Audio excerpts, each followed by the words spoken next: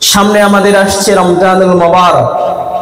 এই রমজানুল মুবারকের ভিতরে আমাদের সবচেয়ে যেটা যে ইবাদতকে প্রাধান্য দিতে হবে সেটা হচ্ছে তেলাওয়াতুল কোরআন। কি জিনিস? কথা বলেন। তেলাওয়াতুল কোরআন, কোরআন তেলাওয়াত।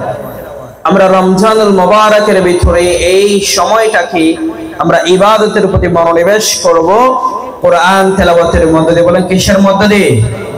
কোরআন তেলাওয়াত করব ইনশাআল্লাহ। আমরা সেই কোরআন থেকে কিছু কথা শুনবো, কোরআনের বেসিক কিছু ব্যাপারে আমরা কথাগুলো শুনবো ইনশাআল্লাহ। কারণ যারা জানে এবং যারা জানে না কখনো সমান হতে পারে। এজন্য আল্লাহ পাক রব্বুল আলামিন সূচনা লগ্নে ওহী নাজিলের একেবারে সূচনায় আল্লাহ পাক রব্বুল আলামিন বলছেন তুমি জানার জন্য আগে পড়ো, জানার জন্য পড়ো। পৃথিবীর জমিনে সর্বপ্রথম একটা শব্দ যেটা নাজিল হয়েছে সেটা হচ্ছে ইকরা। যদি বলেন কি? ইকরা। চিল্লায়ে বলতে হবে কি? ইকরা। ইকরা মানে হচ্ছে পড়ো। ইকরা মানে কি? পড়ো। কারণ না পড়লে আমরা কিছু জানতে পারবো না। কারণ পড়া ছাড়া পৃথিবীতে কোনো কিছু জানা সম্ভব নয়। এজন্য আমাদের প্রথম কাজ হচ্ছে শিখা, আর শিখার জন্য হচ্ছে পড়া। প্রশ্ন করতে পারেন কি পড়বো?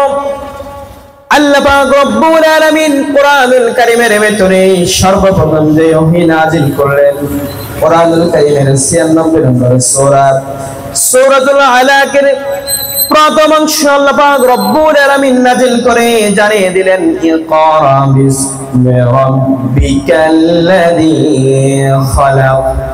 বিশ্বনবীকে বললেন ইকরা পড়ো। বিশ্বনবী বললেন আমি কি পড়বো জানি না কি পড়তে হবে। ইকরা ইকরা যখন তিনবার এক লাগাতার করে বললেন, এরপরে যখন বলা হচ্ছে ইকরা বিসমি রাব্বিকাল্লাযী খালাক, কি পড়বে? সব তোমার রবের শানে, যে রব তোমাকে সৃষ্টি করেছেন, যে রব তোমাকে পৃথিবীর জমিনে পাঠালেন, যে রব তোমাকে সৃষ্টি করলেন, ওই রবের নামে পড়ো। সুবহানাল্লাহ। বলেন কার নামে পড়তে হবে? এক আল্লাহর নামে পড়তে হবে, যে আল্লাহ আমাদেরকে পৃথিবীর জমিনে পাঠালেন, সৃষ্টি করলেন মানুষ হিসেবে, এত সুন্দর করে গোছানো করে সৃষ্টি করেছেন, সেই আল্লাহর নামে পড়তে হবে। কারণ আল্লাহ পাক রব্বুল বলছেন, এখানে খলাক শব্দ দিয়ে বলছেন পৃথিবীর জমিনে আমাকে কেউ সৃষ্টি করে নাই। ইকরা বিসমি রাব্বিকাল্লাযী খালাক, পড়ো তোমার প্রভুর নামে যিনি তোমাকে সৃষ্টি করেছেন। খলাক দ্বারা কেন বোঝাচ্ছেন? বান্দা শোনো, পৃথিবীর জমিনে তোমাকে এত সুন্দর করে পাঠালেন, এত সূরত দিলেন, কানের জায়গায় কান দিলেন, চোখের জায়গায় চোখ দিলেন। সব কিছু একটু গবেষণা করে দেখো, যদি আজকে সবগুলো ঠিক আছে, হাত পা গুলো সব ঠিকঠাক জায়গায় আছে, কিন্তু যদি আমার নাকটা যদি পিছনে চলে যেত, তাহলে আজকে আমার চলার পথটা কেমন হয়ে যেত? একটু চিন্তা করুন তো। সব কিছু ঠিক আছে, আপনার চোখটা সামনের দিকে না দেখে যদি পিছনের দিকে দেখতো, আজকে সব সময় পিছনে চলা ছাড়া সামনে আমরা যেতে পারতাম না, ঠিক না? এজন্য আল্লাহ পাক রব্বুল বলছেন তুমি কি একটু গবেষণা করে দেখেছো? পৃথিবীর জমিনে কেউ তোমাকে সৃষ্টি করতে পারে নাই, কেউ তোমাকে এত সুন্দর করে গোছানো করতে পারে নাই।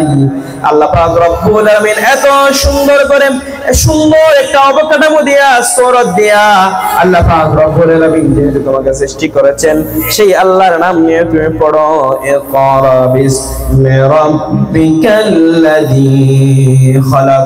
পড়ো তোমার প্রভুর নামে যিনি তোমাকে সৃষ্টি করেছেন। এখন কথা হচ্ছে তুমি কি পড়বা? এত কনফিউশন, তোমাকে পড়ো বলা হচ্ছে, আল্লাহর নামে পড়তে বলা হচ্ছে, কোথা থেকে পড়বো, কি পড়বো? প্রশ্ন আছে না নাই? এই প্রশ্ন যখন আপনি করছেন, আল্লাহ পাক রব্বুল আলামিনের জবাব দিয়ে দিচ্ছেন। কোরআনুল কারীম খুলে দেখেন, কোরআনুল কারীমের 2 নম্বরের সূরা সূরাতুল বাকারা এর শুরুতে আল্লাহ পাক রব্বুল আলামিন চ্যালেঞ্জ ছুটে দিয়ে বান্দাদের জন্য বলেছেন, কি পড়বে বান্দা? এতক্ষণ তোমাকে যখন পড়তে বলা হলো কি পড়বা, শোনো। পৃথিবীর জমিনের ভিতরে সর্বশ্রেষ্ঠ যে কিতাব, বিজয় কিতাবটা পড়তে হবে। কোন কিতাব সেটা শোনো।